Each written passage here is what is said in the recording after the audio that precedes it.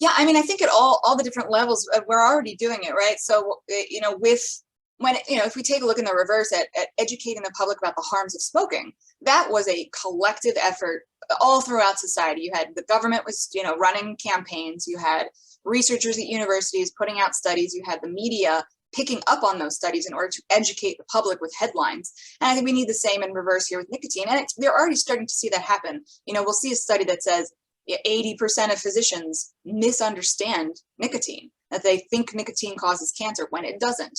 So the more headlines that come out like that, the more studies with the press releases, about a potential benefit here or there of nicotine, that helps at least in the public's mind, for someone who's, doesn't smoke, doesn't use nicotine, hasn't really thought about it much since they were a kid and heard, the anti-tobacco campaigns, that at least makes them stop and think, okay, well, maybe I don't fully understand. Maybe it's not so black and white with nicotine. And, I think one of the really powerful things besides, people watching may not be a journalist or a researcher, certainly not a member of any government, but really it's the important thing that happens is on the ground. And this happens with most controversial issues.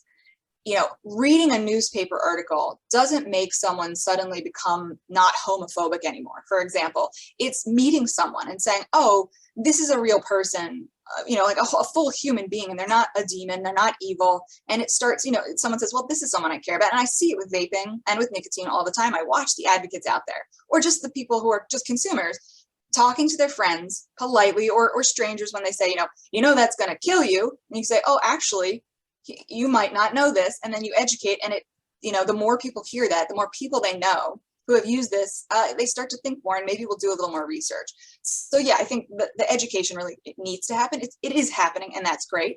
We just need to make sure that there isn't any kind of stranglehold from any group, whether it's in government or outside of government, on the narrative.